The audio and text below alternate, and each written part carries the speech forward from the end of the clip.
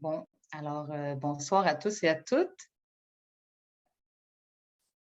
Bon, pour débuter, je pense que je partagerai pas mon écran tout de suite pour pouvoir vous voir le temps que je fasse une courte introduction. Merci d'être présent et présente. À date, il y a quand même 74 personnes qui sont connectées. Donc, on voit que c'est un sujet qui vous intéresse énormément. Donc, je voulais vous remercier d'être présent et souligner la présence. Je ne sais pas, j'ai pas pu voir là, si les gens étaient arrivés, mais il y avait Chantal Espérance qui avait prévu être présente, ainsi que mon collègue Paul Geng, qui sont tous deux des conseillers municipaux là, dans le même arrondissement, l'arrondissement des Nations. Euh, voilà, je défile rapidement la liste là, pour être certaine d'oublier personne. Si jamais il y a d'autres personnes, vous pouvez vous manifester dans le chat. Mon attachée, Marilyn Bérard-Fontaine, est disponible. Si jamais vous avez des problèmes ou quoi que ce soit, vous pouvez écrire directement dans le clavardage. En bas, vous avez chat ou clavardage. Elle nous précise que l'enregistrement va être disponible sur YouTube après la séance pour celles et ceux qui ne pouvaient pas être là ou bien qui voudraient réécouter certaines informations. Il y a des gens qui questionnent à savoir, là, juste préciser, la rencontre initialement était prévue à 19h, mais compte tenu de l'événement historique qui s'est passé lundi soir et qu'on voulait permettre aux gens là, de pouvoir assister, donc on a décidé de devancer légèrement à 18h30. Mais vu que c'est enregistré, là, tout le monde pourra quand même participer. Donc, un petit historique de la séance d'information. Après ça, on va entrer dans l'historique plutôt du développement immobilier. Alors, cette séance d'information ou rencontre d'échange, je la réclame en fait depuis plus d'1 an, suite au succès qu'avait eu une première mouture en 2018, avril, si je me rappelle bien la date, je crois que c'était le 21 avril 2018. On était au parc André-Vigée, il y avait plus de 200 personnes présentes. Et donc, ça avait démontré l'intérêt des gens à s'informer par rapport au développement dans leur secteur. Puis, on souhaitait faire un suivi par rapport à ça parce qu'il y a beaucoup de nouvelles personnes qui sont arrivées dans le quartier depuis 2018 et le développement avance à vitesse grand V. Ce soir, il y a donc des élus qui sont présents. C'est une initiative qui vient de mon côté là, en tant que conseillère municipale du district du Carrefour. J'ai demandé à la direction générale de la ville d'envoyer un fonctionnaire. Malheureusement, ça a été refusé. Je trouve que c'est dommage parce que de mon côté, informer la population, c'est vraiment une priorité. Je crois qu'il faut établir un beau dialogue entre la ville et la population, essayer de rassembler les gens, puis leur fournir de l'information. Alors, on va faire de notre mieux pour prendre en note toutes vos questions auxquelles on n'aura pas réponse. Et nous, on a rassemblé l'information qu'on avait sous la main. Comme élus, on n'a pas accès exactement à la même information que les fonctionnaires qui ont accès à un plus grand bassin d'information. Néanmoins, on croit avoir réussi à vous avoir on a énormément de contenu, on a énormément d'informations à vous transmettre ce soir. Alors, on croit que ça va déjà vous donner une bonne base qui pourrait être complétée par la suite. Pour le déroulement, donc, on va commencer. Je vais y aller avec la présentation, vous fournir l'information.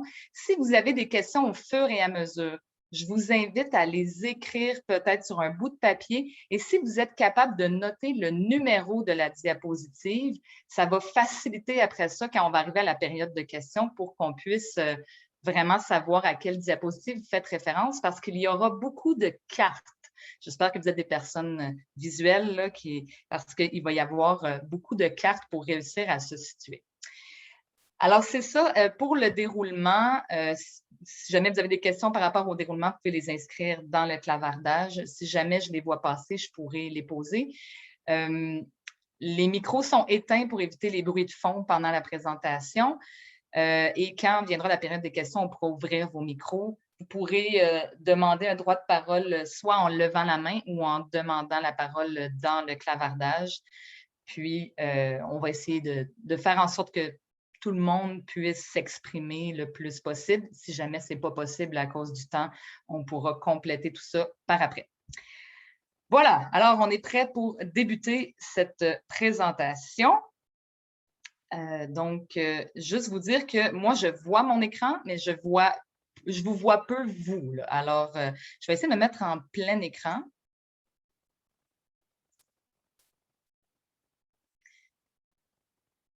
Et voilà. Donc, si jamais il y a un problème, j'imagine que Marilyn, mon attachée, m'avertirait. Là, pour l'instant, de mon côté, tout est beau. Déjà, parlons du secteur de notre quartier, le secteur McCrae.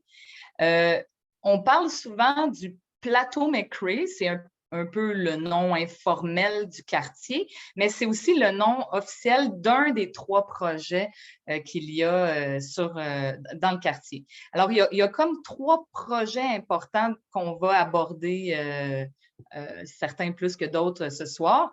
Donc, dans le rond vert, vous avez celui du groupe Custo, donc quartier Plateau McCrae. Ensuite, vous avez dans le rond bleu le projet de Lauréat Richard qui s'appelle le Boisé-Vigée. Puis, dans le rond rouge, c'est la zone commerciale là, sur le plateau où il y a, en fait, même le rond rouge devrait être un peu plus large, là, mais il y a le nouveau Costco et un nouveau développement commercial qu'on va voir plus tard. Donc, commençons avec celui du groupe Custo. Un petit historique. Le plan concept de lotissement, désolé pour les technicalités, j'utilise les termes de l'urbanisme. Donc, disons, le gros projet d'ensemble a été adopté en avril 2016. Ensuite, une fois que le projet, le plan concept de lotissement est adopté, on y va avec des plans de lotissement pour chacune des phases. On va voir ça juste après. Alors, la dernière fois qu'il y a eu une modification au plan concept, donc au projet global, c'était en octobre 2017. En fait, c'était, si je me rappelle bien, la dernière séance du conseil municipal avant les élections de 2017. Puis ensuite, il y a eu l'élection du nouveau conseil, la rencontre d'information dont je vous parlais d'avril 2018, l'approbation de la phase 3 en mars 2019 et ensuite les phases 4, 5, 6, 7 en avril 2020. Donc, comme je vous disais, une fois que le plan concept de lotissement est approuvé, après ça, chacune des phases, il va plus dans le détail, mais l'ensemble du projet est déjà approuvé. Les différentes phases, donc vous les avez, phase 1 est déjà pratiquement complétée. Ensuite, la phase 2 aussi assez avancée. Phase 3, assez avancée également. Si vous êtes allé récemment. Evelyne, excuse-moi, est-ce que ce serait possible de le mettre en plein écran? On dirait qu'on voit seulement en petit. OK. Attendez. Soit Presenter View and Slideshow. Parce qu'on voit ta prochaine diapositive aussi. Ah oui, là on voit mieux, surtout pour les cartes, là, ça va être beaucoup mieux. OK, bon, super. Bon, effectivement, moi aussi, j'aime mieux ça comme ça. Fait que merci, Marilyn. N'hésite pas à m'interrompre comme ça si jamais il y a d'autres technicalités. Donc, comme je vous disais, la phase 1 est pratiquement complétée. Il y a ça ici qui n'est pas complété. Il y a encore des blocs ici à faire sur Nicolas Cheb. Si jamais vous ne voyez pas mon curseur, Marilyn, tu me le diras, sinon je vais assumer que vous le voyez. La phase 2, relativement avancée, pas mal avancée en fait. La phase 3 aussi. Si vous êtes allé sur le terrain récemment, vous avez peut-être vu que les phases 4 et 5, en fait, c'est complètement… le terrain est complètement préparé, disons, ou bien complètement rasé.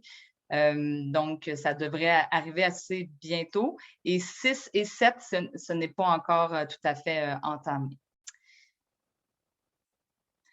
Je voulais juste vous glisser un mot par rapport au fait qu'on est à côté sur le périmètre urbain. Donc, le périmètre urbain, la ligne orange foncé que vous voyez ici, c'est la limite à l'intérieur de laquelle on a, à l'extérieur de laquelle on n'a pas le droit de construire jusqu'en 2027. Et à l'intérieur du périmètre urbain, les zones qui n'étaient pas développées étaient catégorisées en zones rouges, bleues et ocre.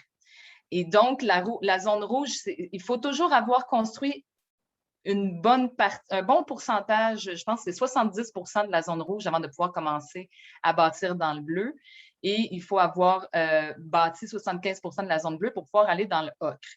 Donc, comme vous voyez, les phases 1 étaient à peu près ici, 2 et 3. Donc, on a commencé à rentrer dans le bleu, mais avant d'aller dans le ocre, on peut s'attendre à ce que ça prenne encore plusieurs années. Un mot sur le secteur du Boisé-Vigée. La rue McGregor, ici, qui vient se connecter à la rue Chardonnay. Elle n'est pas identifiée, mais ça, c'est la rue Chardonnay. La rue est déjà construite. Je suis passée là hier. On a déjà des habitations, là, ici, 4 logements. Et ça va continuer sur la rue McGregor, possiblement aussi. Ça peut être aussi de l'unifamilial. C'est de 1 à 4 logements qui est autorisé dans ce secteur-là.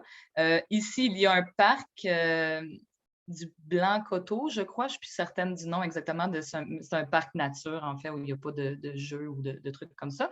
Et ici, j'ai mis un rond rouge parce que ça, c'est quelque chose qui va arriver plus tard. Ce n'est pas encore entamé, mais ça va être potentiellement un très grand projet résidentiel. On va en reparler un peu plus tard.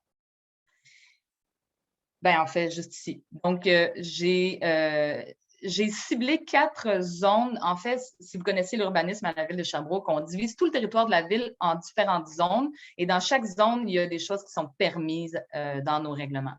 Donc, j'ai identifié 4 zones qui, selon moi, attireraient davantage votre attention. Donc, la zone H0850, qui est celle au bout de la rue Nicolas-Cheb. Qui est de part et d'autre de la piste du sentier multifonctionnel qui va jusqu'au boulevard Lionel-Groulx. Dans cette zone-là, on peut faire des logements de plus de 18 logements et le nombre d'étages peut varier entre 2 et 8. Alors, on peut s'attendre à ce qu'il y ait ça, c'est des choses qui étaient déjà autorisées depuis plusieurs années.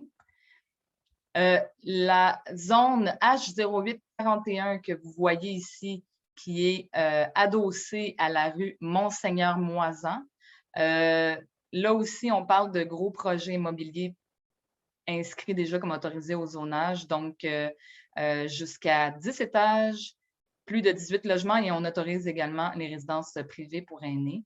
Le fait que ce soit un projet intégré est un avantage parce qu'on a davantage de poigne, si on peut dire, comme conseil par rapport aux différentes autorisations. Ils sont obligés de revenir spécifiquement pour l'aménagement de cette zone-là, pour notamment l'intégration architecturale.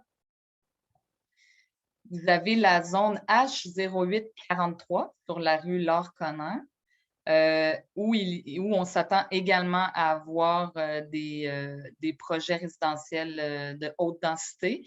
Le nombre d'étages néanmoins, est plus faible que les deux zones précédentes. On parle d'un maximum de 4 étages autorisés. Alors, ça peut ressembler, par exemple, à ce qu'on voit sur la rue Richard et sur la rue McGregor. Puis, la zone H1922, c'est la seule zone à l'intérieur du quartier résidentiel où il y a des usages commerciaux autorisés. Il y a aussi une place publique là, qui est prévue normalement au coin de Laure-Conner et Chardonnay. Donc, on parle de maximum 6 étages. Donc, encore une fois, il peut y avoir des habitations assez importantes. On le sait qu'il y a déjà des habitations construites du côté nord de Laure-Conner dans cette zone-là. Et on parle donc de 97 unités. Au niveau des commerces, je crois que c'est une des questions que vous avez déjà formulées dans le formulaire en ligne. Alors, on parle de commerce de détail, de commerce de proximité, de restaurants, centres sportifs comme un centre d'entraînement, des choses comme ça, galerie d'art. Et ces commerces-là sont limités en matière de superficie. Donc, au-delà des catégorisations, des types de commerces, on parle de commerces qui doivent être de petite superficie. Aussi, préciser que les commerces ne seront qu'au rez-de-chaussée du bâtiment, donc on n'aura pas de tour de bureau, par exemple. Le service au volant va être interdit. La superficie de plancher est limitée, comme je vous disais, et on a retiré les usages bars et il n'y a pas de station-service non plus dans ce secteur-là. Au niveau de la circulation automobile, ici, j'ai repris de l'information qui a été donnée lors d'un comité plénier public récent du conseil municipal. Donc, il y a une étude de circulation qui a été faite, qui a été présentée aux élus en juillet 2020. J'ai demandé à ce qu'elle soit présentée publiquement, mais en fait, j'aurais souhaité qu'elle le soit directement par les fonctionnaires qui ont travaillé dessus lors de notre rencontre, mais ça a été fait en plénier public. Là, je le reprends parce que je me dis qu'il y a peut-être des gens qui n'ont pas vu le plénier ou qui ont des questions qu'ils auraient voulu formuler parce qu'en plénier, il y a seulement les élus qui peuvent poser des questions. L'étude de circulation est faite en 3 temps. Donc, on évalue la circulation potentielle à court terme, à moyen terme et à long terme. À court terme, on parle de l'ouverture du Costco, c'est déjà fait. Des phases 1, 2, 3 du plateau McRae, c'est presque complété. Et l'impact sur le débit, on considérait qu'il était important. J'imagine que vous pouvez, chacun et chacune d'entre vous, le confirmer. Effectivement, depuis l'ouverture du Costco, on peut dire qu'il y a eu un impact important. À moyen terme, on parle des phases 4, 5, 6 du plateau. On parle du boisé-vigé qui va possiblement qui devrait se compléter. Le projet commercial intégré. Donc, le projet commercial intégré, c'est la zone commerciale qu'il va y avoir à côté du nouveau Costco. On va probablement le voir mieux là, sur une autre diapositive. Donc, les impacts à moyen terme sont moyens. Et à long terme, quand on arrive dans les phases 7, 8, 9, 10, 11, 12 du plateau McRae, de compléter la phase 4 du boisé-vigé et le projet commercial du plateau Saint-Joseph, là, on parle d'impact au total là, qui vont être plus importants. Donc, vous voyez que l'impact du développement varie dans le temps. Là. Il y a des années où il y a des gros impacts, il y a des années où l'impact est ralenti un peu et tout ça. Donc, à court terme, j'imagine que c'est ce qui nous intéresse le plus. Déjà, la Ville a fait des interventions en modifiant l'assignation dans la voie de l'axe Est-Ouest ici, donc en doublant aussi le boulevard là, entre le plateau Saint-Joseph et la rue Achille-Beauché. Donc, ça a déjà été fait, on le sait, ça a été quand même, hein, quand il y a des travaux, des fois, c'est majeur. C'était planifié d'instaurer un feu de circulation ici en 2021. Je vais vous préciser quelque chose à ce niveau-là un peu plus tard. Et optimiser le feu de circulation ici, on m'a dit qu'on avait fait déjà une certaine optimisation. Vous pourrez vous exprimer là, si vous trouvez que c'est encore difficile là, au coin de Lionel Groulx et boulevard Portland. Donc, ce qu'on avait prévu comme dépense en 2021 pour atténuer la circulation, c'était près de 300 000 $. Puis, je vais y revenir un peu plus tard. À moyen terme, je vais y aller un peu plus rapidement. Les interventions qui sont prévues, c'est le doublement, en fait, du boulevard Lionel Groulx ici, là, entre le stop étrange et la rue Laure-Conan. Donc, le stop là, qui est au coin de Monseigneur-Fortier et Lionel Groulx. Donc, ici, il va y avoir un doublement des voies et un ajout d'une voie de virage à gauche. On parle aussi éventuellement qu'il faudra ajouter une voie de virage à gauche pour l'approche nord quand on arrive au coin de Lionel Groulx et Portland. Puis, en fait, quand on arrive au niveau du doublement complet, là, pratiquement du boulevard Monseigneur-Fortier et Lionel Groulx, là, on parle d'un investissement de 3,2 millions de $. Et à plus long terme, on va y aller un peu plus disons succinctement, à plus long terme, en gros, les conditions de circulation risquent d'être très difficiles si les gens continuent à utiliser leur voiture à 88 on peut croire que ça va être le cas, et donc que ça requiert un investissement, si on veut maintenir des conditions de circulation acceptables, de 9 millions. Donc, ces chiffres-là s'additionnent. Donc, on est au-dessus de 12 millions de dollars qu'il va falloir mettre dans les prochaines années si on veut avoir une circulation là, qui fonctionne dans le secteur. Donc, je vous avais dit que je reviendrais sur la question du feu de circulation au coin de Lionel Groulx et Laure Conant. Donc, il était prévu depuis plusieurs années pour 2021. Malheureusement, il y a eu une erreur lors du processus budgétaire. Donc, le projet n'a pas été lancé comme il se devait en début d'année 2021. Mais lors du conseil municipal du 5 juillet, le conseil a décidé de corriger cette erreur-là et d'autoriser un budget supplémentaire pour que ça se fasse. Mais là, on est déjà rendu en juillet, le 7e mois de l'année. Donc, le temps d'élaborer les plans et devis, de lancer l'appel d'offres, ça nous mène à une construction au début de 2022, donc quelques mois plus tard que ce qui était prévu à l'origine. Le bollard de la rue McCrae, je reçois plusieurs questions à ce sujet, surtout des gens qui souhaitent le retirer. Il faut savoir que si ce bollard a été installé, c'est pour éviter un trop grand volume de circulation sur la rue McCrae qui relie en ligne droite le carrefour de l'Estrie au plateau Saint-Joseph. Il y aurait donc un risque que cette rue-là, qui n'est pas conçue pour absorber un grand volume de trafic, deviennent inadéquates, là, puis pas très sécuritaires. Donc, il y aura des projections qui seront effectuées afin d'évaluer si on le conserve ou si on le retire.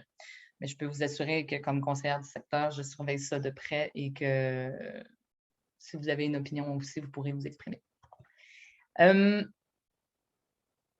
J'ai aussi reçu plusieurs questions par rapport à l'urbanisation de la rue McCrae. Donc là, on est près là, de la rue du Juge-Rivard. On regarde vers la rue Nicolas-Cheb. En fait, on est sur McCrae, mais en direction de Nicolas-Cheb. Donc, cette partie-là est encore, comment dire, un peu comme une route de campagne avec des fossés puis pas d'asphalte. L'urbanisation n'est pas prévue pour l'instant. On n'a pas l'accord nécessaire pour urbaniser. On s'attend donc que ce soit seulement au moment où on va arriver dans la construction des tours du groupe Custeau. Donc, je parle des tours de la phase qui serait derrière là, la rue Monseigneur-Moisan. Et ça, on parle dans plusieurs années encore. Donc, ce n'est pas prévu à court terme. D'ailleurs, si jamais vous avez des plaintes par rapport à la poussière, vous pouvez faire des requêtes pour étendre de l'abat-poussière. Donc, pour faire des requêtes, il suffit d'appeler au 821-5858, ouvert 24 heures sur 24, 7 jours sur 7, ou encore de passer par le site Internet de la Ville de Sherbrooke. Vous pouvez aussi me contacter, m'écrire un courriel, mais ça va... À la limite, ça va ajouter une étape parce que finalement, ce type de courriel-là est traité de la même façon par une requête dans le système de la Ville. La synchronisation des feux de circulation sur le boulevard de Portland, donc là, on est un peu à l'extérieur, mais je voulais quand même en glisser un mot parce que j'ai souvent des questions à ce sujet-là. La prochaine étape prévue au plan directeur des feux de circulation, c'est la synchronisation des feux du boulevard de Portland. Donc, le plan directeur des feux de circulation couvre l'entièreté de la ville de Sherbrooke et c'est à cet endroit-là, on parle là, de la section qui est devant le carrefour de l'Estrie. C'est une priorité en matière là, de synchronisation. Puis, synchroniser les feux, il faut savoir, moi, c'est quelque chose que j'ai appris en devenant conseillère. Il y a des frais quand même importants associés à ça. Ce n'est pas juste un système électronique avec lequel on peut jouer comme on le veut. C'était supposé se réaliser en 2021. Par contre, on a vu une opportunité parce que la STS, donc la Société de transport, prévoit un projet majeur sur le boulevard de Portland dans les prochaines années. Et les immobilisations, donc les infrastructures dans lesquelles investit la STS sont subventionnées largement, jusqu'à 90 % par le gouvernement. Donc, il y aurait moyen de sauver quand même beaucoup de sous pour la ville de Sherbrooke de cette façon-là. Au niveau des parcs et espaces verts qui vont en rester, il y a déjà ici, bon, on parle d'un parc, là, c'est un sentier multifonctionnel ici.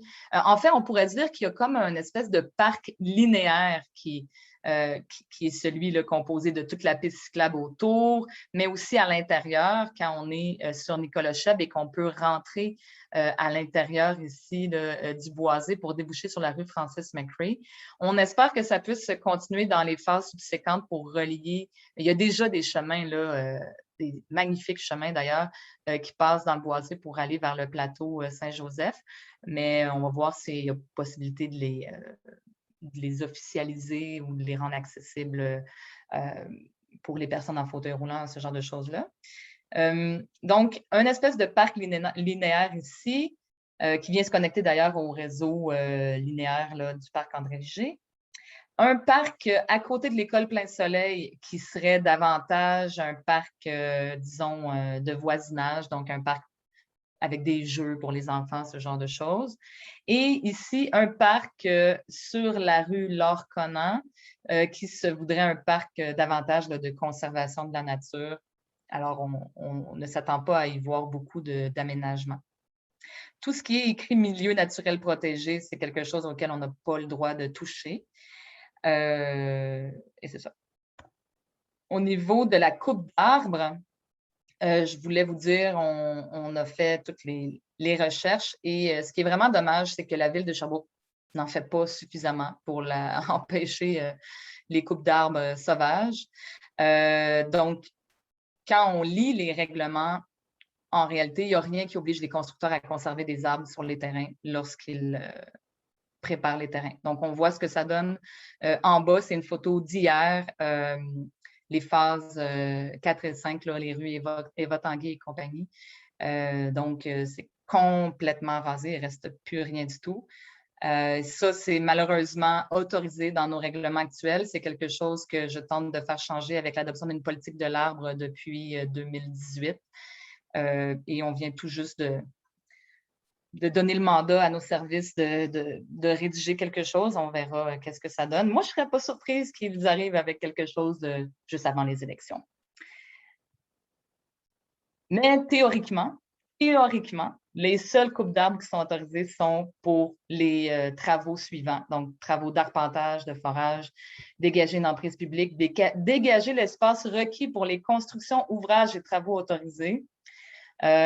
Puis, préparation d'un site, les arbres malades, morts, dangereux, récolte après perturbation naturelle. Donc, théoriquement, la coupe d'arbres est limitée, mais dans les faits, l'exception devient souvent la règle. Et donc, la plantation d'arbres, ben, on a encore une fois un règlement qui, selon moi, pourrait être largement bonifié. On demande d'installer un arbre par 300 mètres carrés de superficie. Et il faut qu'il y ait au moins la moitié des arbres qui soient plantés en marge avant. Là, on parle vraiment dans les secteurs résidentiels. Là, les exigences sont différentes dans le secteur commercial. Donc, c'est pour ça que la plupart du temps, ce qu'on voit dans les nouveaux développements, c'est que tout est rasé et qu'ensuite, on plante un arbre devant chaque maison et c'est ça. Donc, ça respecte nos règlements. Est-ce que c'est suffisant ou satisfaisant? Bon, à voir.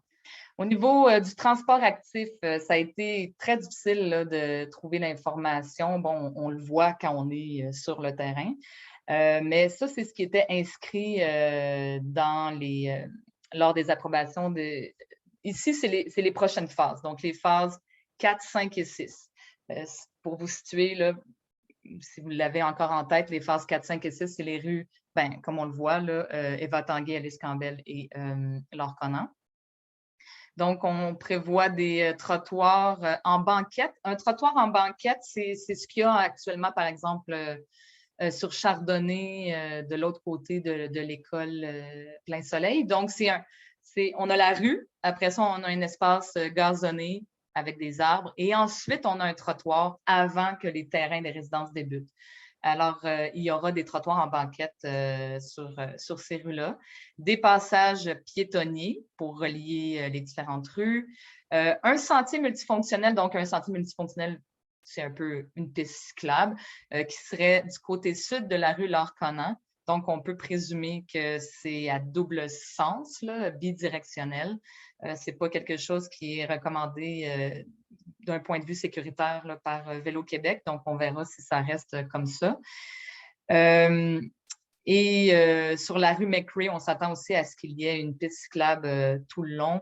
Et là, ce qui est un peu mystérieux, c'est qu'est-ce qui va se passer entre la rue McRae et le plateau Saint-Joseph. C'est comme on n'a pas de détails à ce niveau-là.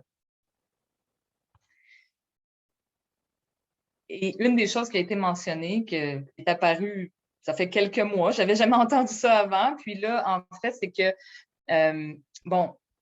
officiellement, l'autobus 11, qui passe actuellement sur Lionel Groulx et Monseigneur-Fortier, tournerait sur la rue Laure-Connan et ensuite sur Francis McRae. Mais la nouveauté que je mentionnais, c'est qu'ils sont en train d'évaluer pour que l'autobus puisse continuer en ligne droite sur Laure-Connan, traverser dans le bois pour aller finalement directement au plateau Saint-Joseph.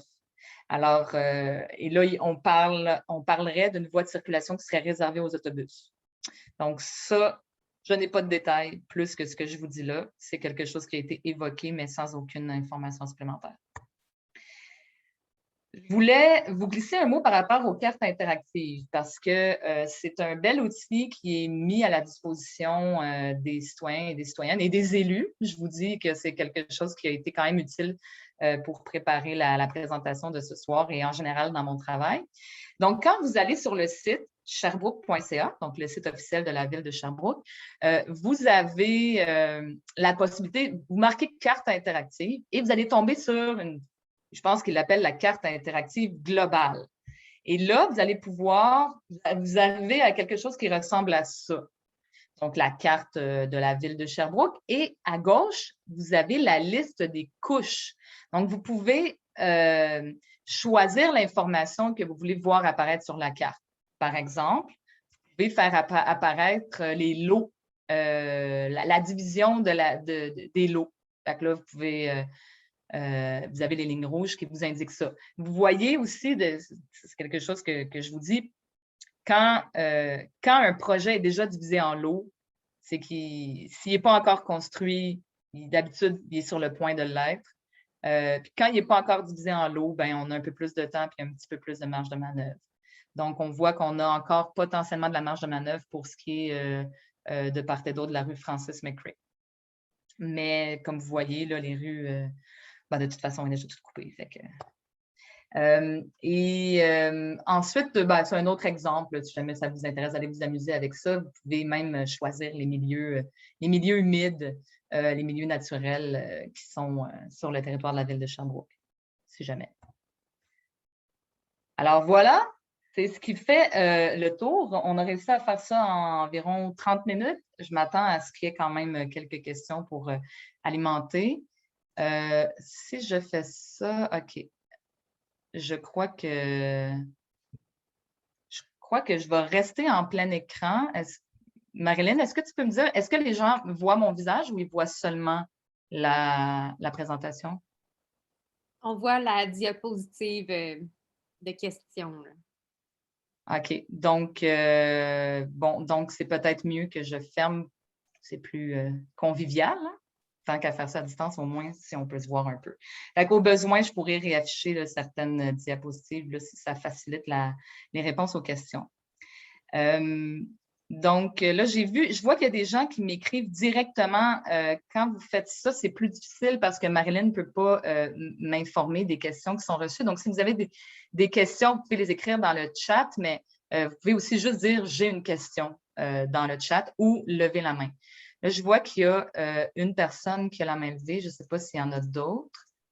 Mais on va commencer avec vous. OK, je vois qu'il y en a qui lèvent la main devant la caméra. Je ne sais pas, Marilyn, si tu les vois ou si on est mieux de leur dire de lever la main dans le système.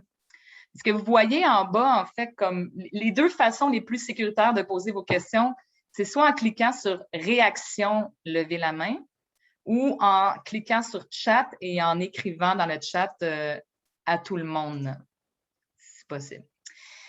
Bien, Marilyn, je vais y aller avec les deux mains qui sont levées dans Zoom, puis après ça, je te laisserai gérer peut-être les droits de parole. Est-ce que ça va? Oui, Okay. Je vais prendre en note.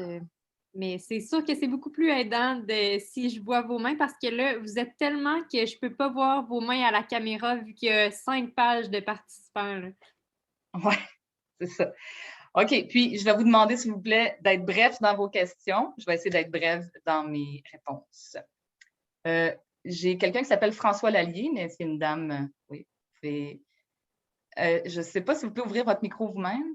C'est moi qui dois, je vous réactive. Alors là, ça devrait être possible.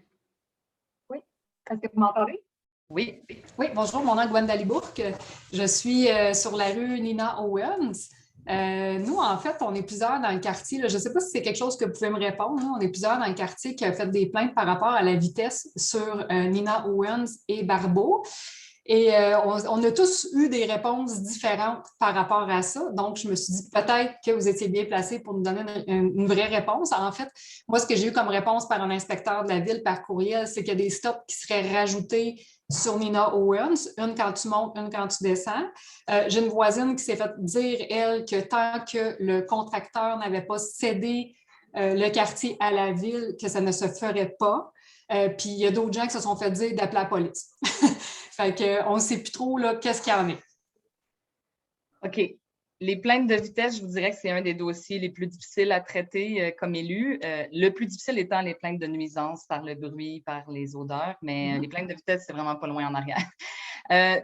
Mon conseil, c'est vraiment de formuler des requêtes sur le site Internet de la Ville de Sherbrooke ou en appelant 821-5858 et de les multiplier. Donc, d'être plusieurs, pas de dire « je représente plusieurs personnes ». Non, on le fait. OK. Bon, donc ça, c'est la meilleure chose à faire parce que malheureusement, à la Ville, on fonctionne beaucoup par plainte. Alors, ça compte, ça a un poids dans la balance. Après ça, pour les plaintes de vitesse, il y a un nouveau, ils appellent ça un cadre de référence. Donc, il y a une nouvelle démarche pour analyser les plaintes au niveau de la sécurité puis de la vitesse. Ce cadre-là va être devrait être adopté normalement lundi prochain, le 12 juillet, dans 5 jours. Et donc, je vous dirais que depuis plusieurs mois, c'est comme tout gelé. Le temps qui élaborait ça, tout était comme gelé. Moi, j'ai eu beaucoup de plaintes de vitesse sur la rue Chardonnay, au sud de la rue Nicolas Cheb. En plus, il n'y a pas de trottoir. Et ça fait depuis l'été dernier, là, donc 2020, que je tente de faire bouger les choses et tout est gelé. Donc, normalement, ça devrait se dégeler lundi prochain, mais il y a comme 80 dossiers accumulés auxquels je ne sais plus combien. Là. Il y a plusieurs dossiers accumulés au fil du temps qu'il faudra voir dans quel ordre, de quelle façon ils seront priorisés. Et encore, je vous dirais que c'est difficile de savoir ce sera quoi le véritable poids des élus pour prioriser les dossiers. À la Ville, c'est souvent là, les fonctionnaires qui prennent ce genre de décisions-là. On tente de changer les choses, d'améliorer les choses. Les choses devraient s'améliorer quand même, mais je préfère être honnête avec vous par rapport à vos attentes parce qu'il y a beaucoup de poids, il y a beaucoup d'attentes, il y a beaucoup de dossiers en attente actuellement. Ce que vous pouvez faire, c'est aussi m'écrire un courriel si vous voulez que je vienne voir sur place. Ça peut être le genre de choses qui peuvent aider là, à prioriser, à inviter aussi d'autres élus peut-être de l'arrondissement des Nations. Fait que si vous voulez qu'on arrange quelque chose, vous pouvez nous contacter par courriel. Je ne sais pas si je peux l'écrire. Oui, s'il vous plaît. OK, c'est bon, elle l'a marqué. OK, parfait. Donc, vous pouvez nous joindre de cette façon-là, ebaudin.carrefour@commercial.gmail.com. Parfait, merci. Merci. Marie-Loïc. Bonjour, est-ce que vous m'entendez? Oui. Moi, j'ai une question par rapport à la faune, les chevreuils qui sont de plus en plus présentes dans nos cours. Puis là, ce n'est pas un chevreuil, là, ça peut être 5-6 chevreuils. j'ai communiqué avec la faune et ils m'ont dit que le problème, c'était les développements et qu'ils n'avaient plus d'espace où les mettre. Ben, que les chevreuils, finalement, se répandaient dans les quartiers et qu'eux n'interviendraient pas. Est-ce que dans le développement, il y a quelque chose qui a été pensé pour la faune? J'aurais... Parce que ça devient vraiment problématique, là, tu sais. J'ai eu beaucoup de plaintes à ce niveau-là. On le voit, en fait, plus on avance profondément dans les milieux naturels et plus les animaux importuns deviennent une problématique importante. Je vous dirais que quand on fait un projet immobilier, il y a des études environnementales qui sont effectuées, mais du développement, c'est du développement. Fait qu'il y a tout le temps... Ils n'ont pas pensé à faire une zone tampon, quelque chose pour éviter, parce qu'ils se ramassent sur la rue McGregor en pleine nuit. Nous aussi, on a des problèmes de vitesse de voiture.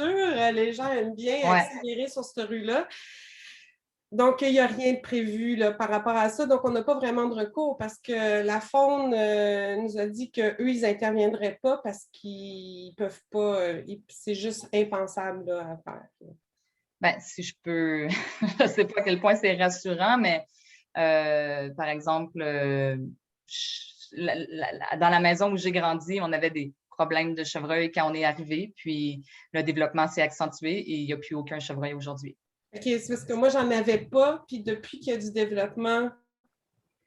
Mais c'est probablement temporaire parce que ce qui a été conservé là, comme milieu naturel protégé, c'est quand même très limité pour pouvoir faire vivre faire vivre plusieurs animaux. Donc, ça devrait s'estomper au fil du temps. Pour l'instant, effectivement, c'est problématique. Ils ne savent pas où aller, ils sont perdus un peu.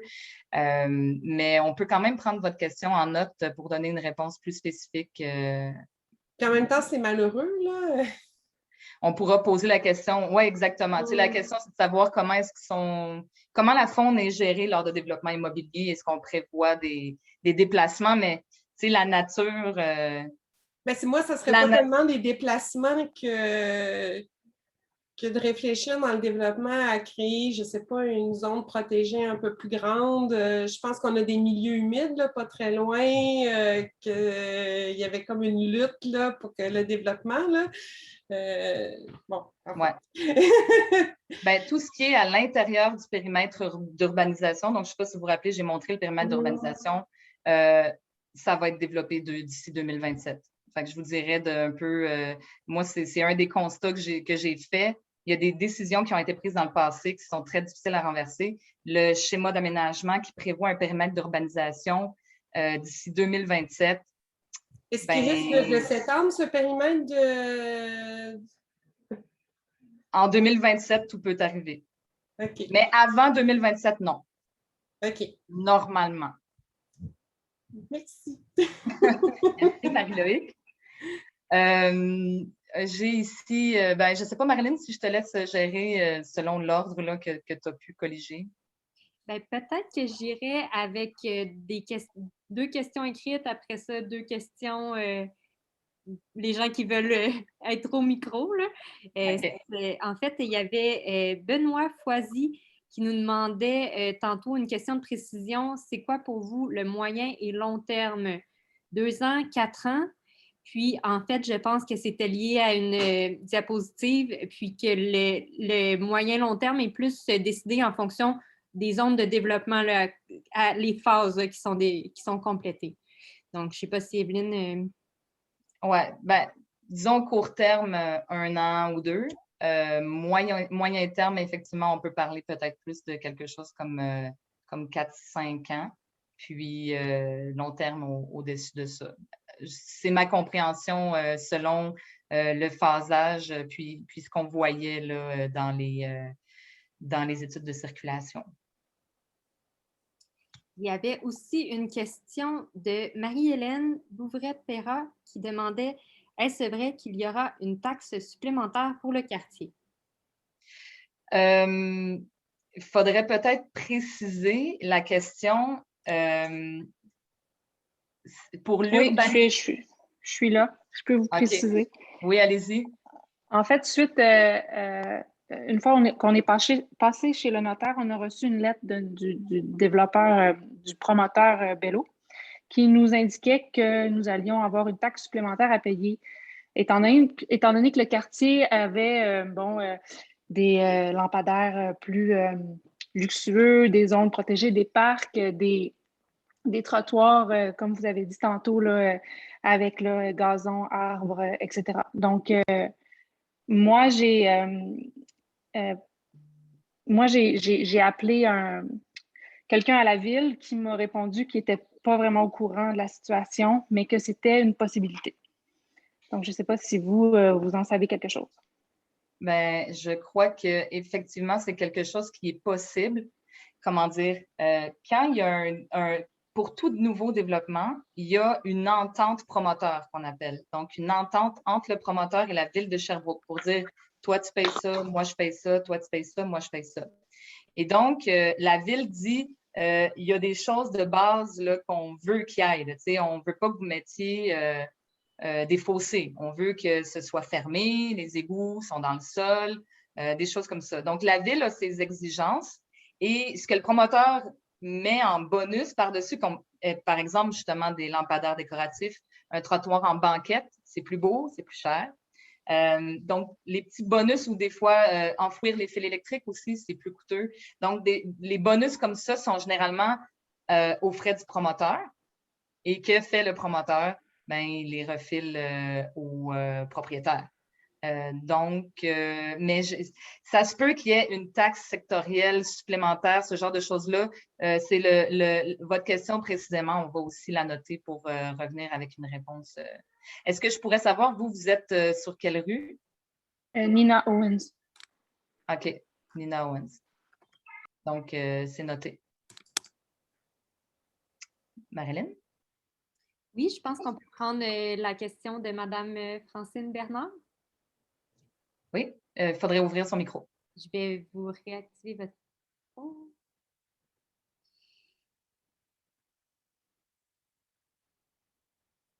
Vous devriez être capable de réactiver votre micro. OK, toi, tu donnes l'autorisation, puis ensuite... OK, c'est bon. Oui. Okay, je l'ai.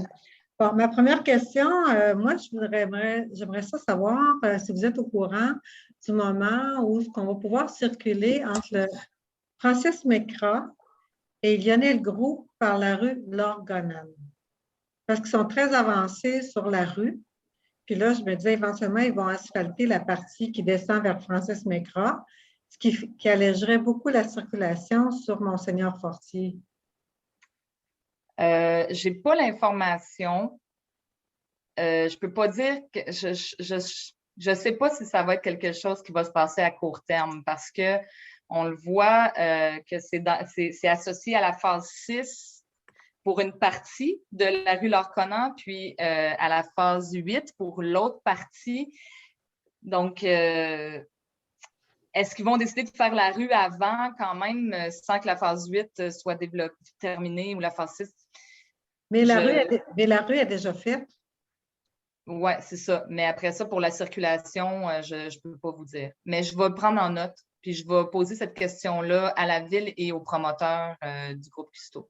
En tout cas, parce que ça sera une option en attendant là, de doubler les voies sur Monseigneur Lionel Groulx puis Monseigneur Fortier là, pour la circulation, parce que ça permettrait aussi de rentrer sur, mettons, Francis Mécra, Lorconan.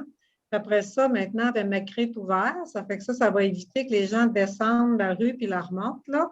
Je ne me souviens pas comment ça s'appelle, cette rue-là, mais déjà, j'avais ça avec le Mécra qui est, pas Mécra, mais McGregor qui est ouvert. Ça va alléger aussi la densité de la circulation, là, la quantité d'autos qui passent là, déjà dans certaines rues. Puis, ça ferait comme étaler la circulation. Ça serait... Parce que là, on essaie de trouver des moyens à court terme pour améliorer la situation parce que c'est régulier. En tout cas, ceux qui restent dans le secteur, on voit régulièrement des fils entre Costco et j'appelle ça Lorconan. Ça fait que ça serait une façon à court terme de régler une partie du problème. Là. Je vous dirais en fait que probablement que l'approche à la ville, c'est d'essayer d'améliorer la fluidité sur les axes principaux comme Monseigneur Fortier et Lionel Groulx avant d'ouvrir à l'intérieur du quartier pour éviter que le quartier devienne envahi d'automobiles. Donc, ils veulent d'abord atténuer la circulation sur les grands axes. Donc, ça m'étonnerait que ce soit fait avant l'installation du feu de circulation au coin Laure-Conan et Lionel-Groulx, début 2022. Mais comme je vous dis, je vais prendre votre question en note, puis je vais essayer de trouver la réponse. Et vous aviez dit que Monseigneur Fortier et Lionel-Groulx, c'était prévu de doubler les voies en quelle année? En fait, ce qui est sûr, c'est qu'ils vont être doublés sur Lionel-Groulx, entre Laure-Conan et Monseigneur Fortier. OK. Donc, un petit bout qui va être doublé à cet endroit-là. Et avec l'ajout du feu de circulation, ça va être au début 2022. Okay. Après ça, pour le doublement du reste, ça va dépendre de la disponibilité budgétaire parce qu'on parle de projets très importants là, de plusieurs millions de dollars. OK. J'aurais juste une autre question. Au niveau de la densité là, de la construction, tantôt, vous avez parlé de la zone H0850. C'est quoi le maximum d'étages dans le secteur? Parce que là, actuellement, il y a du résidentiel 2 étages, il y a du bloc appartement qui est 3 étages, 4 étages pour le Vivo. Est-ce qu'il va y avoir des densités des immeubles qui seraient vraiment plus hauts que ça dans le secteur? En fait, chaque zone a des autorisations différentes. Okay. Donc, dans la zone H0850, ça peut aller jusqu'à 8 étages. Dans la zone H0841, ça peut aller jusqu'à 10 étages. Mais sinon, là, dans les zones, disons, normales, là, dans les zones résidentielles plus normales, d'habitude, là, c'est limité à 2 étages. OK, sauf que ça fait comme, en tout cas visuellement, là, ça fait en sorte que, mettons, la zone H0850, ils ont droit à 8 étages. Ils feraient 8 étages. Ça veut dire que d'un bord, tu as 2 étages, puis l'autre bord, tu as 3 étages. Tu sais, je sais pas, ils n'ont pas vu ça visuellement, que ça avait pas de sens d'accepter ça quand ils ont travaillé le plan d'urbanisme. C'est pas quelque chose qui peut être fait non plus, j'imagine. Hein? C'est fait, c'est coulé dans le béton. Une fois qu'on a donné une autorisation à un promoteur, on ne peut comme plus l'enlever. Et cette autorisation-là a été donnée il y a plusieurs années. Comme je vous disais, c'est en 2016 que ça a été autorisé. Ces zones-là, et peut-être même avant, en fait, peut-être même avec le schéma d'aménagement. Donc, effectivement, ce qui est vraiment fâchant, puis je peux vous dire, c'était quelque chose qui me fâchait beaucoup aussi avant d'être élu et qui continue de me fâcher, c'est qu'on dirait qu'on est tout le temps trop tard pour réussir à corriger des erreurs qui ont été effectuées. Ben, tu sais, est-ce que ça peut être bien fait? Si c'est bien fait, peut-être, mais comme vous dites, ce qui est particulier, c'est qu'il n'y a pas de gradation. Non, c'est ça. D'habitude, il devrait y avoir une gradation. D'habitude, c'est ce qu'on essaie de faire. Dans ce cas-là, il y a 2 zones complètement isolées qui ont un nombre d'étages beaucoup plus élevé que les autres, puis c'est tout. Donc, c'est sûr que c'est pas... moi, ça n'aurait pas été mon choix si j'avais été assise autour de la table à ce moment-là. C'est ça, parce qu'éventuellement, on peut se retrouver comme avec des tours, comme dans le bout du... j'appelle ça du golf, là. Oui, dans le secteur du golf. Aussi haut que ça, à côté du résidentiel ou du multilogement, là, à 2-3 étages. On ne pas dans le temps. Peut-être qu'ils auront une façon aussi de... Vous savez, des fois, il y a des projets en hauteur, mais ils ont des façons d'atténuer aussi, j'appelle ça l'aspect massif des immeubles aussi. Ça fait qu'on va souhaiter que le promoteur ait cette vision-là. Oui, et la ville. Parce que la ville peut quand même exiger certaines choses comme une certaine marge de recul. Tu sais, plus l'édifice est haut, plus on essaie de le mettre loin comme ça, c'est moins pire que de l'avoir tout près et très haut. Donc, la ville peut... a certainement certains outils là, qui peuvent l'aider à atténuer l'impact de tout ça. C'est bon, je n'ai pas d'autres questions. Merci. Merci. Marie-Hélène, je te laisse. On peut donner la parole à Sarah-Jeanne ou Sarah-Jane? Je ne sais pas. OK. Bonjour, est-ce que vous m'entendez? Oui. Oui.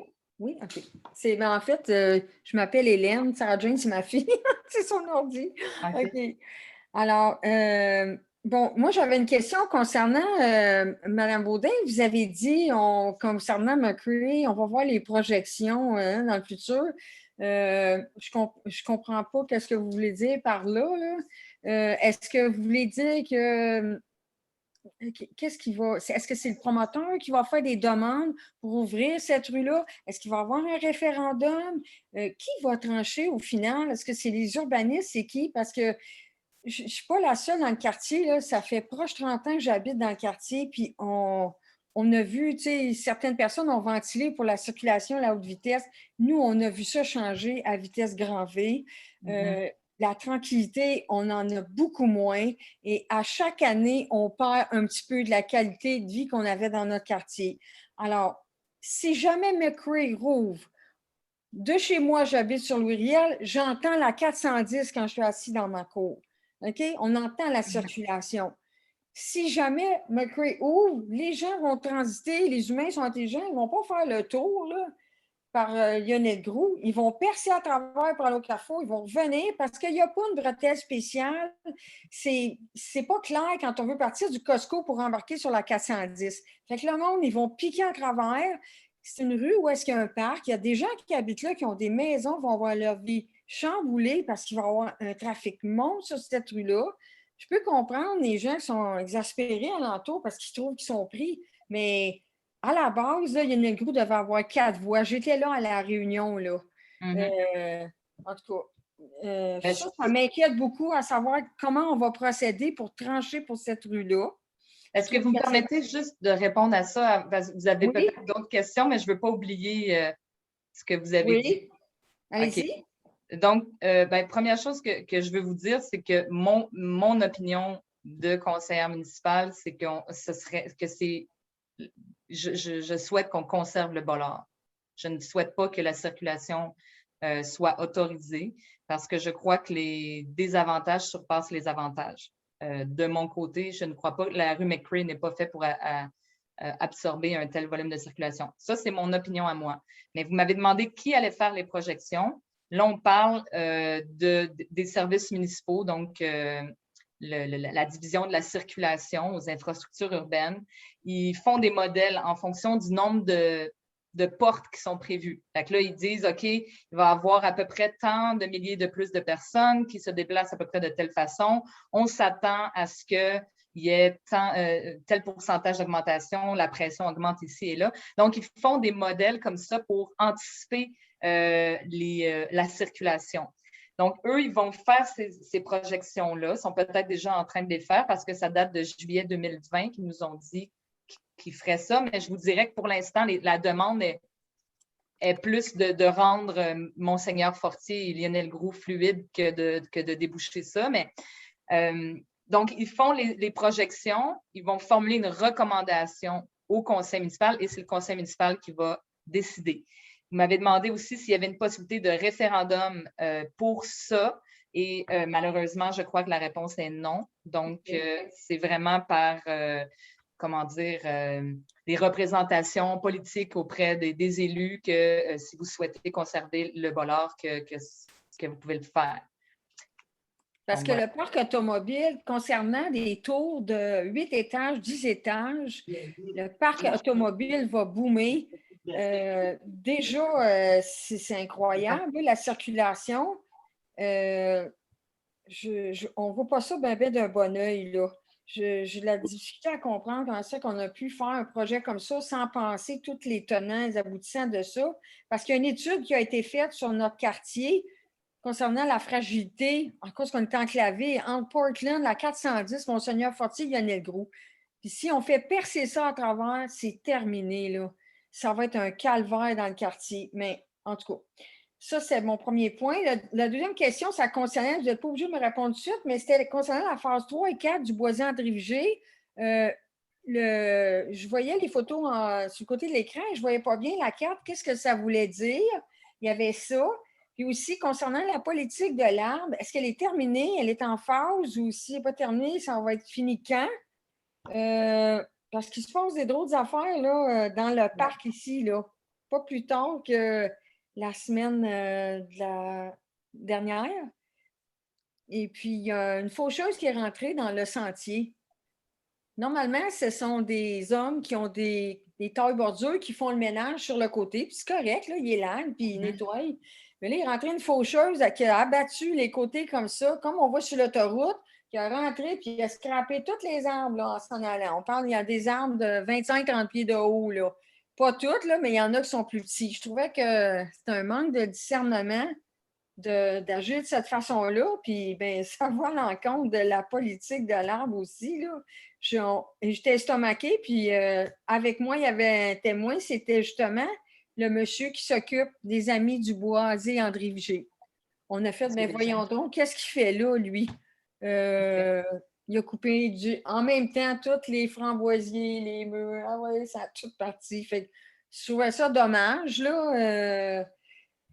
C'est ça. Je peux tenter de répondre à ces différentes questions-là. Ça, c'est des sous-traitants qui font ça, normalement. Ils ont dit, c'est un contracteur. J'ai essayé d'appeler à la ville, mais tout le monde se renvoie là-bas, l'horticulteur, l'urbaniste. Fait que jamais personne répond aux questions.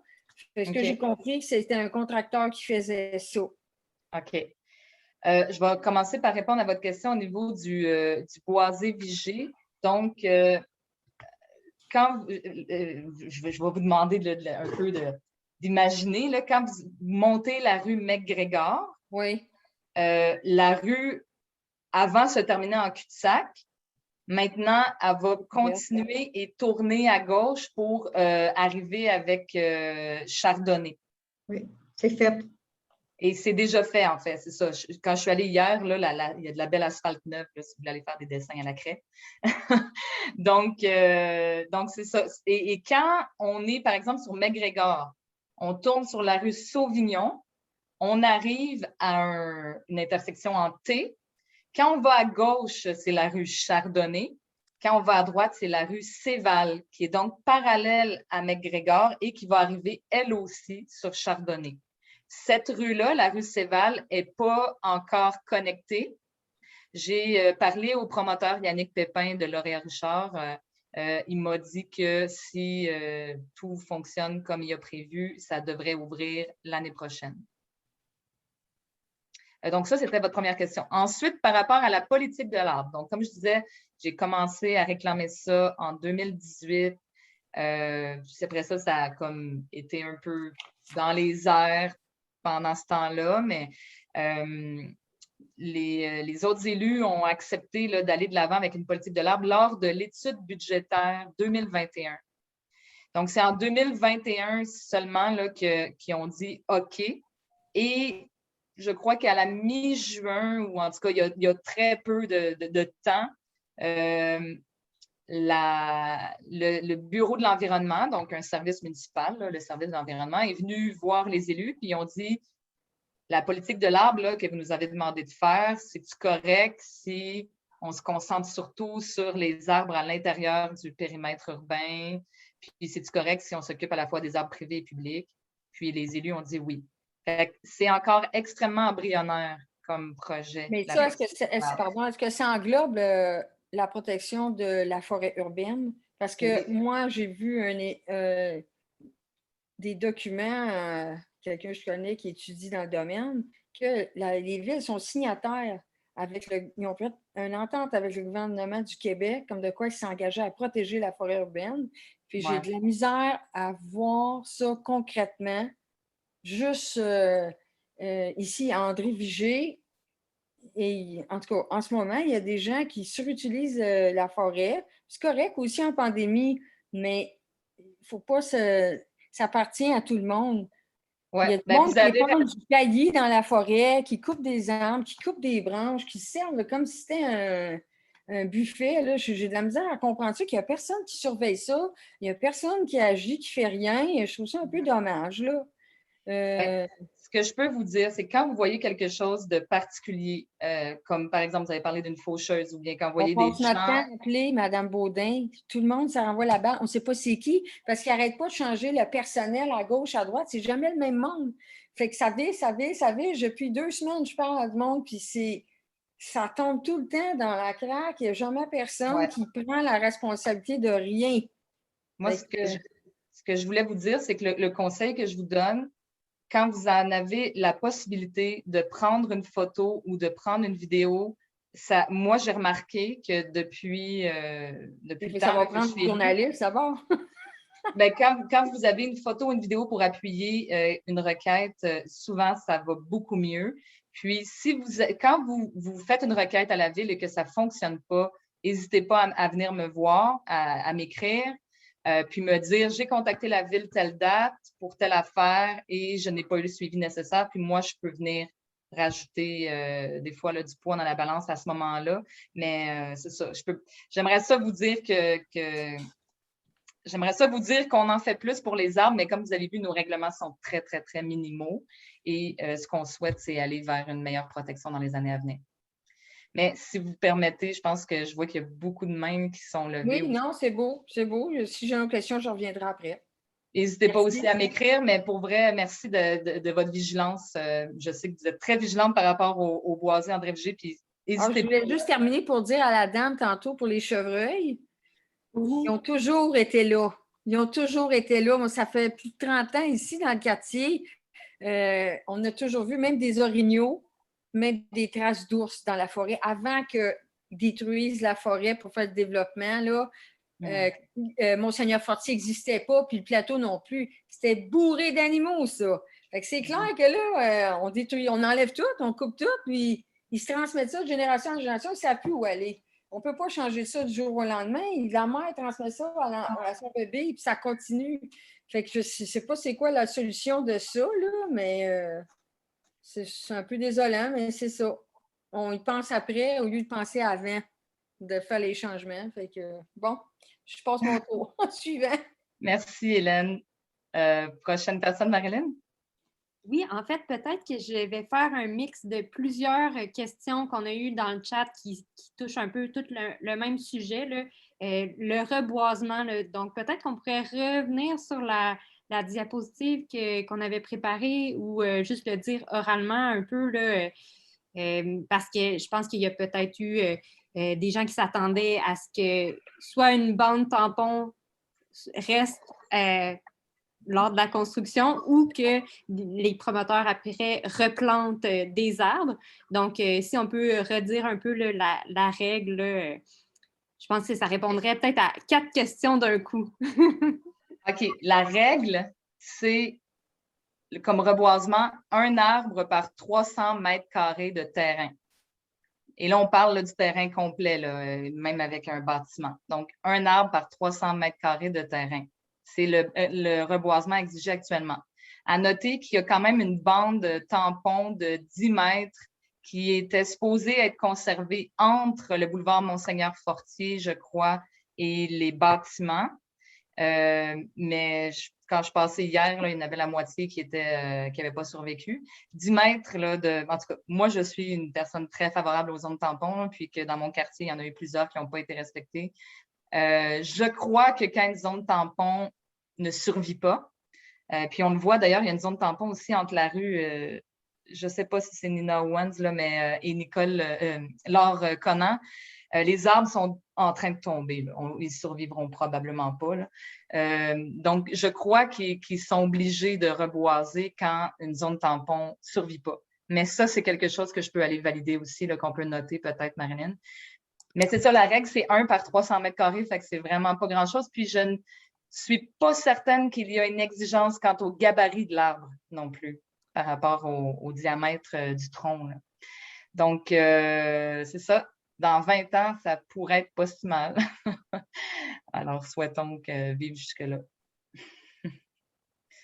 J'aimerais ça vous dire autre chose. Hein? Je ne rêve que de vous dire autre chose, mais la vérité, c'est qu'on bâtit encore un peu à l'ancienne. Ben, même qu'à l'ancienne, on faisait mieux, si vous voulez mon avis. Il y a aussi une question, je pense que ça va être très rapide comme réponse. C'est concernant la construction de la future école Montcalm. Est-ce qu'on... Ah oui. OK. Donc, on le sait, le pavillon Mitchell et le pavillon Montcalm, là, donc Mitchell, c'est secondaire 1-2, Montcalm, c'est 3-4-5. Ils sont distancés à quelques centaines de mètres l'une de l'autre, souhaiteraient être rassemblés et tout ce qu'on a comme information, moi, je suis allée visiter l'école Mitchell, j'ai parlé avec la direction et tout ça. La seule information qu'on a et qu'ils ont aussi, c'est que ça va venir à un moment donné, puis ils souhaitent rester dans le secteur Jacques-Cartier. Donc, ils ne veulent pas aller à Rock-Forest. Ça, il y a eu des demandes là, des élus de Rock-Forest qui souhaiteraient amener l'école à Rock-Forest, mais la direction de l'école, les gens là, veulent rester dans le secteur Jacques-Cartier.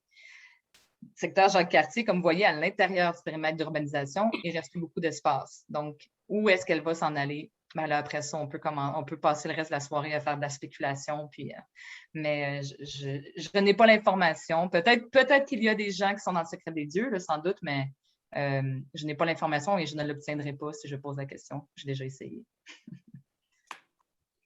Donc, peut-être qu'on peut y aller avec la question, la main levée de Bilodeau. Je n'ai pas de prénom, donc... Oui, moi, c'est Cathy. Allô? Bonjour. Moi, dans le fond, c'est par rapport à la zone tampon, finalement, entre Nina Owen et Laure Conan, qui est directement derrière chez moi. J'ai un voisin, justement, qu'un des arbres est tombé directement sur sa piscine. Et dernièrement, il y a eu beaucoup de vent. Et les arbres sont menaçants, là, sont pas comme ça présentement. Puis, c'est rendu que je suis quasiment stressée d'envoyer mes enfants dehors parce que on entend des arbres tomber ou même s'il y a moindrement de vent, il y a beaucoup de branches qui se ramassent sur nos terrains. En fait, je souhaite aussi qu'il y ait une zone tampon qui soit conservée puis le plus d'arbres possible parce qu'il y en a des beaux arbres là, qui sont encore là. Qui pourrait très bien conserver, mais il y a eu une certaine coupe qui a été faite l'année passée pour enlever un peu d'arbres qui étaient dangereux. Je me demandais, une de mes premières questions, si prochainement, il y allait avoir justement peut-être un promoteur qui va venir faire un deuxième ménage, parce que là, ça serait vraiment nécessaire, parce que c'est très fragilisé, là, et puis c'est dangereux, là. Ben, j'ai pu le constater là, hier, là, ils sont en train de tomber, on dirait, les arbres. Là. La question que j'ai, là, parce que les zones tampons, ça ne marche jamais de la même façon. Là. Est-ce que vous savez, c'est sur le terrain de qui? Est-ce que c'est pas un terrain qui appartient à la ville? Je crois que ça appartient à... En fait, c'est ma deuxième question parce que tout à l'heure, vous montiez des terrains en rouge là, avec une carte interactive qu'on pouvait voir le secteur des terrains. Moi, je sais que j'ai discuté avec quelques-uns de mes voisins qui seraient intéressés peut-être à acheter ou à s'occuper d'une certaine partie d'une zone. Puis là, ma deuxième question étant, est-ce qu'il y a moyen de tasser la ligne un peu ou qu'on puisse acquérir une certaine portion de cette zone tampon-là? J'ai déjà fait une demande à Cousteau qui ne me répondait pas tout à fait clair. En fait, il n'était pas totalement fermé et pas totalement ouvert. Donc, je me demandais ce que ça prenait pour qu'on puisse voir si on peut, si les propriétaires seraient intéressés à acquérir le derrière de la maison, le derrière de le terrain qui est présentement cette zone tampon-là pour puis même si c'est pour l'aménager de façon verte, je pense qu'il y a bien des propriétaires ici qui aimeraient ça, pouvoir profiter de cet endroit-là, même si c'est une zone verte. Fait que j'ai deux questions. Là. Donc, ma première étant, c'est quand ils vont venir s'occuper des arbres parce que là, c'est vraiment dangereux et je suis inquiète pour mes enfants qui jouent. Oui, c'est ça. Mon conjoint dit il y en a un 45, c'est vraiment vrai. Là. Juste derrière chez moi, il y en a un qui est vraiment sur le bord de tomber. Puis je suis inquiète d'envoyer mes enfants jouer sur la trampoline parce que j'ai tout le temps peur qu'il y ait un arbre qui tombe. Je voudrais pas qu'il arriverait un malheur, là. Puis c'est quand même urgent. Puis on sait pas trop. Puis Cousteau, quand on parle de cette zone-là, c'est ça. Fait qu'en tout cas, c'est ça mes deux questions. C'est cette zone-là qui est inquiétante, puis en même temps, qui nous intéresserait aussi en tant que propriétaire, qui pourrait mettre de la valeur à nos maisons aussi, d'avoir ce terrain-là. OK. Dans les deux cas, j'ai l'impression qu'on parle de situation entre un privé et un privé. Donc, quand c'est des situations qui concernent le privé et le privé, la Ville ne va pas s'en mêler. Mais possiblement qu'on peut quand même poser la question pour essayer de voir. S'il y a une urgence dans un cas comme celui-là, pour vrai, c'est particulier. Je ne sais pas, c'est quelque chose de particulier. Le bon réflexe, c'est toujours d'appeler au 821-5858, surtout pour une urgence. Mais là, j'avoue que vu que ça concerne, d'après moi, un privé et un privé, probablement que la Ville ne pourra rien faire. Même chose pour ce qui est de la transaction qui peut arriver avec le groupe Custo si vous voulez acquérir une partie du terrain. C'est une transaction entre deux privés, donc la Ville, théoriquement, ne s'en mêle pas. Sauf que de leur côté, et des deux côtés, il y a tout le temps des limites à respecter entre la ligne de l'eau et les bâtiments. Et c'est quand même très dense comme secteur, donc ça se peut que ce soit déjà comme, entre guillemets, à côté sur les limites un peu partout. Donc, ça se peut que ce soit difficile de valider pour acquérir. D'après moi, si le groupe Custo vous donne pas beaucoup de nouvelles, c'est probablement parce qu'ils sont occupés avec des projets, des choses comme majeures là, dans le reste du développement. Mais si ça concerne deux privés, la Ville ne pourra pas faire grand-chose. Mais on a quand même noté ça, puis on va valider ça à la première heure demain pour la question urgente des arbres.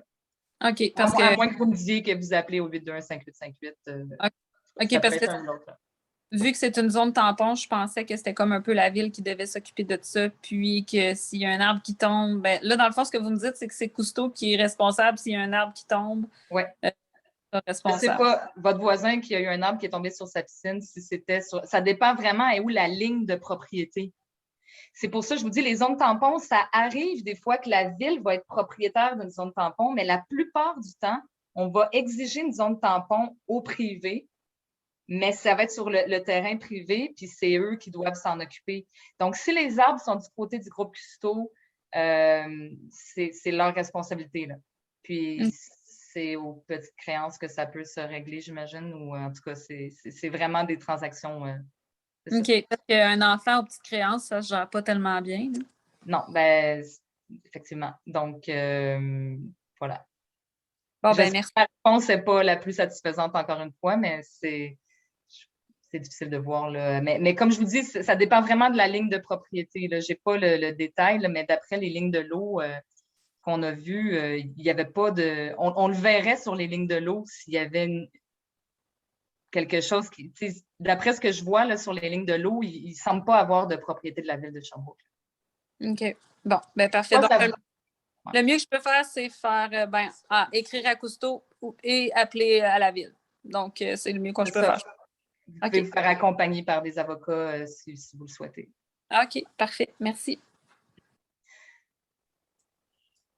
Prochaine question. Oui, en fait, il y a Nadia qui demandait pourquoi est-ce que la STS, l'autobus, irait pas plus loin dans le quartier? Est-ce qu'il y a quelque chose à faire là, pour que le service d'autobus soit peut-être plus que ce qu'on a montré, là, un peu, là, qui passe par Laure-Conan et qui tourne sur Francis McRae? C'est vrai que ça pourrait... c'est que là, pour l'instant, comme vous avez pu constater, Laure-Conan va être une rue un peu centrale. Là. Ça va être là où il va y avoir les commerces. Ça va être une rue théoriquement de destination pour les gens du quartier.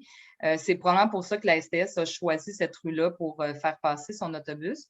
Ça ne veut pas dire qu'il ne pourrait pas avoir des changements. En fait, la STS est en train de revoir sa desserte.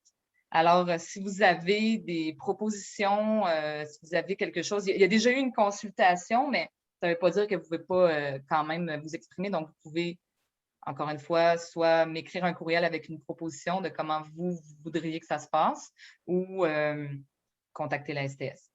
Donc, on a aussi une autre question de Jean-Luc qui nous dit « Est-ce que le marais derrière la rue Monseigneur-Moisan sera protégé? » Donc, il y a un secteur qui est protégé, là, mais est-ce qu'il passe exactement? Il n'est peut-être pas directement derrière Monseigneur-Moisan. Peut-être qu'on peut remontrer la carte. La carte, Je vais essayer de vous trouver. La carte des marais, des milieux humides, c'est celle-là qu'on voudrait voir?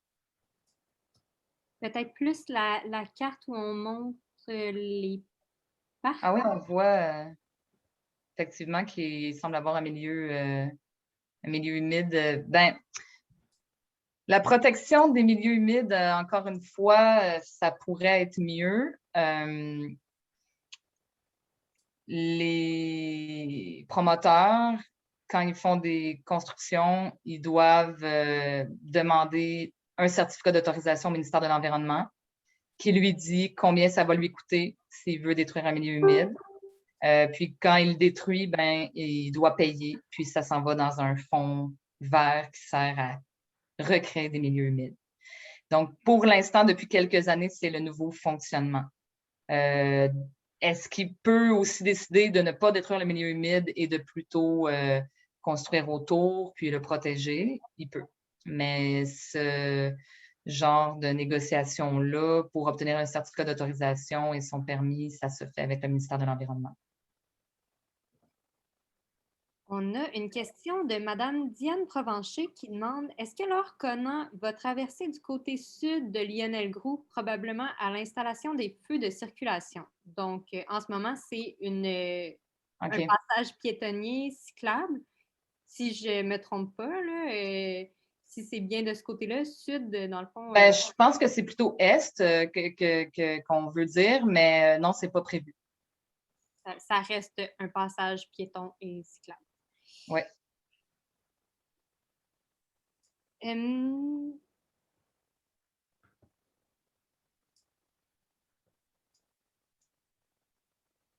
Il y a Benoît Foisy qui nous demande si, avec le doublement de Monseigneur Fortier et Lionel Groulx, les voitures vont passer beaucoup plus proche des piétons et vélos. Est-ce qu'on a une idée de l'aménagement?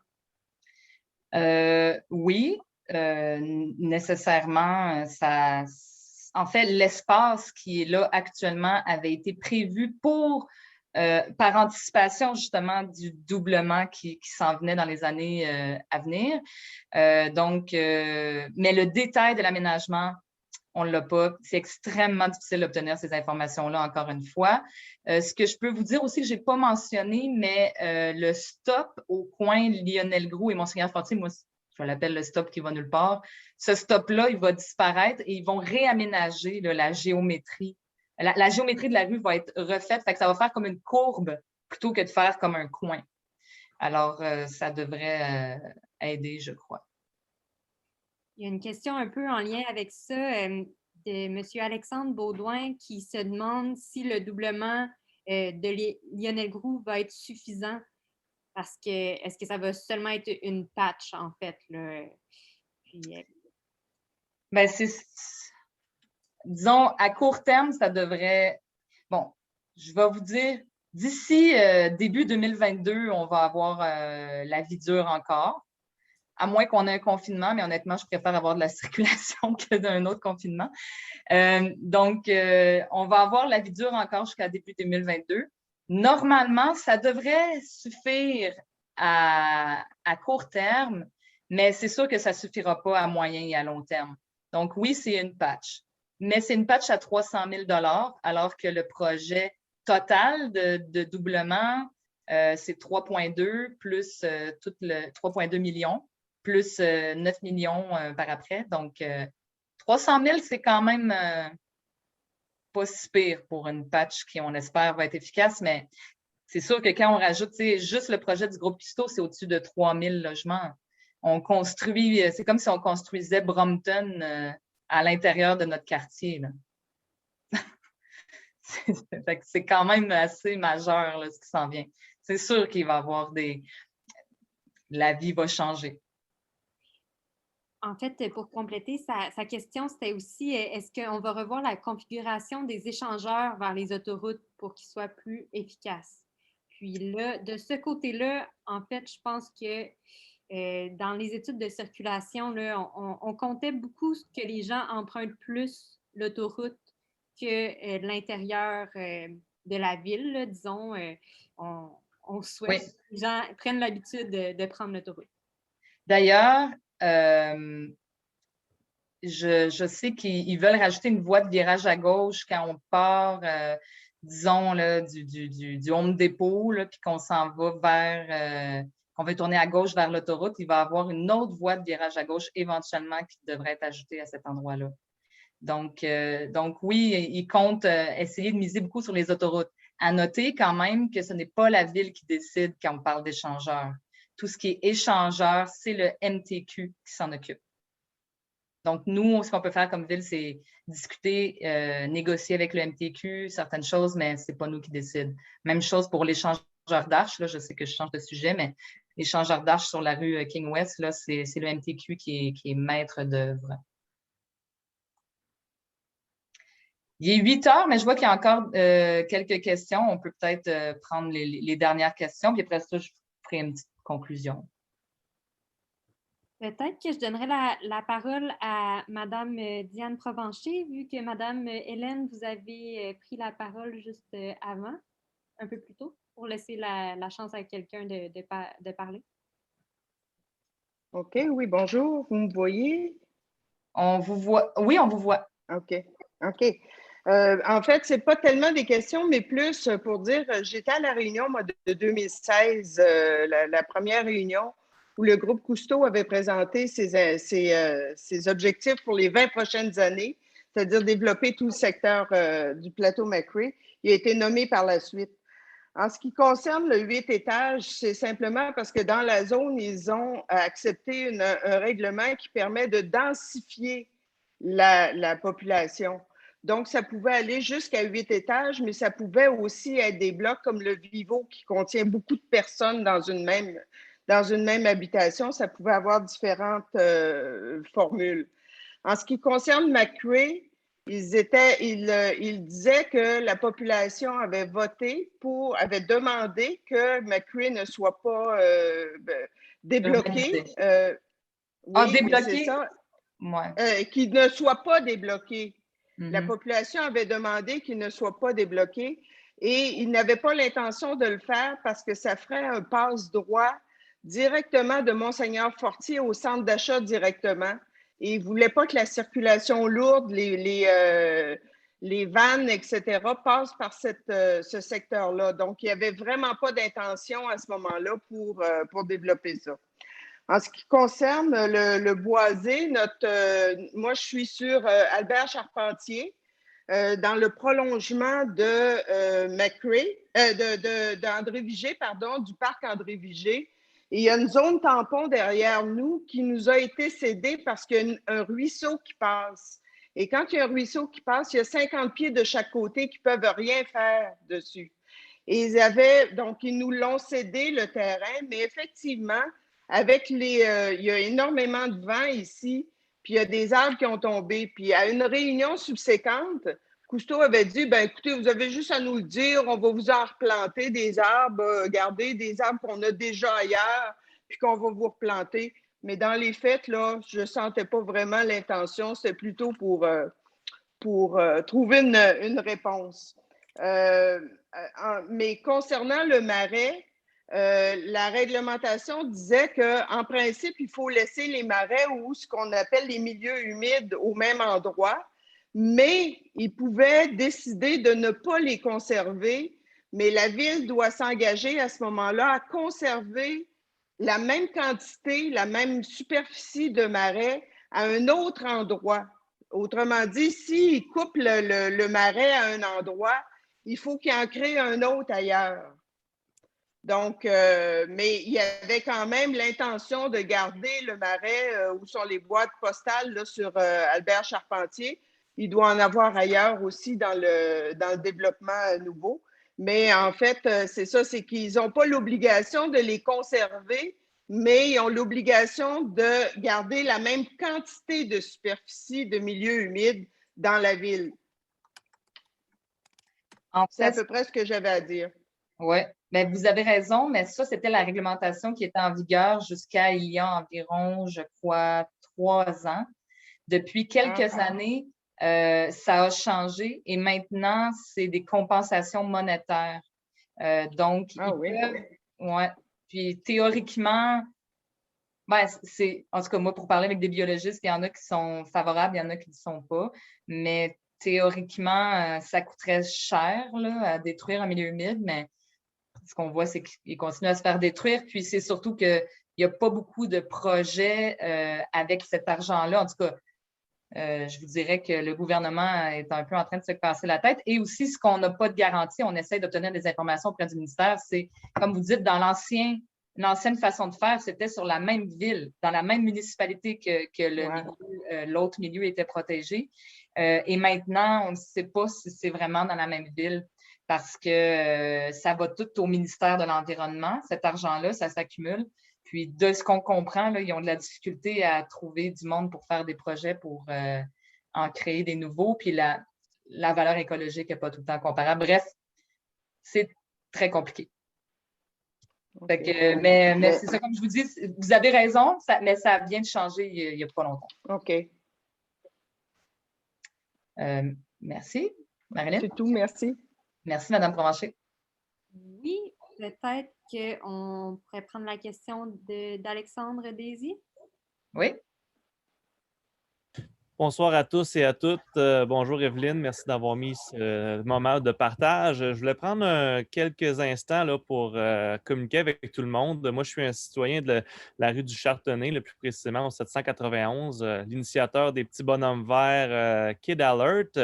On est quelques citoyens qui se sont regroupés et qui ont mis de l'avant un groupe Facebook parce que là, la rencontre ce soir, je vois qu'il y a beaucoup de gens, mais il faut rester en contact, il faut continuer à se parler, il faut continuer. Puis un des moyens qu'on avait mis en place, c'était la création justement d'un groupe Facebook là, pour un peu faire la conclusion. Evelyne, là, si tu l'acceptes bien, parlons-nous et on a eu la chance aussi, là, quelques citoyens, moi-même, de rencontrer Evelyne dernièrement, là, justement pour la sécurité, les parcs, etc. Fait que restons dans le même groupe et continuons à échanger ensemble, même après cette réunion-là, des histoires d'arbres qui tombent, des bandes, etc. Si, en tant que citoyen, on est ensemble, ben, l'union fait la force et on est capable d'aller chercher des leviers à ce moment-là, puis on a un canal commun. J'avais déjà mis le lien, là, je vois dans le chat là, du dit groupe Facebook. Je vais vous le remettre à l'instant. Dans le fond, c'est Citoyen rue du Chardonnay. Et c'est ça, là, si vous voulez mettre un visage sur un nom, ben c'est ça. Moi, je suis un des administrateurs du groupe. Fait que gardons bien sûr ce groupe-là courtois et poli. Et ça va être plus facile à gérer. Puis on va être capable de faire cheminer l'effervescence du quartier qui nous est chère à tous et à toutes. Alors, merci beaucoup, Evelyne. Merci, Alexandre. Est-ce que, Marilyn, est-ce qu'on conclut ou est-ce que... C'est sûr que ce que je proposerais aussi, le formulaire que vous avez rempli pour participer à la réunion, il est toujours en ligne. Ce que je vous propose, c'est d'écrire vos questions, commentaires dans ce formulaire-là. Je peux remettre le lien. Puis, on va pouvoir envoyer, en plus de l'enregistrement qui va être, que vous pouvez revisionner la séance, on va pouvoir aussi vous envoyer des réponses aux questions qui ont été posées ce soir. Donc, vous allez recevoir les réponses de tout le monde, de toutes les questions, puisque vous êtes inscrit avec votre adresse courriel. Donc, c'est ce que je vous propose. Puis, sinon, vous pouvez écrire à ebaudin.carrefour@gmail.com et moi ou Evelyne tâcherons de vous répondre. Exact. Merci, Marilyn. Je voulais donc terminer en vous remerciant tout le monde. Aussi, vous dire un petit mot par rapport au parc André Vigée, hein, qui est dans notre quartier également. Il va y avoir des travaux importants au parc cet été. C'est pour le mieux, je crois. On va réaménager l'entrée du parc pour que quand on arrive à pied là, par la rue Richard, que ce soit plus accueillant. Donc, l'endroit où il y a le rack à vélo là, en ce moment, il va y avoir un peu de réaménagement pour que ce soit plus agréable et plus accessible aussi aux fauteuils roulants. Je sais qu'il y a une dame qui m'a écrit là, qui participait ce soir, qui, elle, est en fauteuil roulant, donc ça va être plus accessible. Et aussi, l'espace qu'il y a entre la Maison des jeunes et l'édifice Jean Burns va aussi faire l'objet de travaux. Donc, il va y avoir des travaux cet été. Je tente de savoir quand. Pour l'instant, je n'ai pas l'information. D'après moi, je vais le savoir à peu près 2 jours avant. Mais bon, juste pour vous dire que ça s'en vient, puis c'est des travaux d'amélioration, donc ça, c'est toujours bien.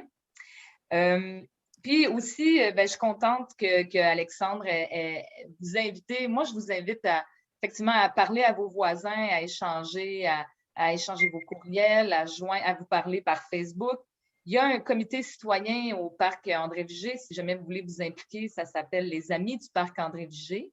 C'est eux qui font des affichages. Puis il va y avoir un babillard communautaire qui va être installé au parc cet été et qui va être géré par le comité. Donc, ça va être une bonne façon de se tenir informé de l'activité qu'il va y avoir dans le quartier. Il y a aussi le parc Saint-Charles-Garnier qui a un comité citoyen qui s'occupe principalement de l'entretien de la patinoire en hiver, mais qui peut aussi servir à l'animation dans le quartier puis pour les gens qui veulent s'engager. Et aussi la surveillance de quartier. Si jamais il y en a parmi vous qui voudriez participer à la surveillance de quartier, c'est une autre belle façon de contribuer à la vie de quartier. Est-ce que tu as l'information, Marilyn, sur comment faire quand les gens veulent s'engager dans la surveillance de quartier? Oui, je vais mettre le numéro de téléphone dans le chat. Donc, si jamais ça vous intéresse, je vous invite à le faire. C'est une belle façon de s'engager. Donc, voilà. Puis, en tout temps, comme on a dit, n'hésitez pas à nous contacter. Ça nous fait toujours plaisir. Marilyn et moi, on fait équipe pour vous offrir le meilleur service possible. Donc, merci tout le monde. Bon match de hockey pour les fans et espérons nous rendre à un 6e match, qui sait, peut-être, et peut-être un 7e et une coupe. Soyons optimistes et pleins d'espoir. Alors, merci. Fait que, à la prochaine, à tous et à toutes. Bon été.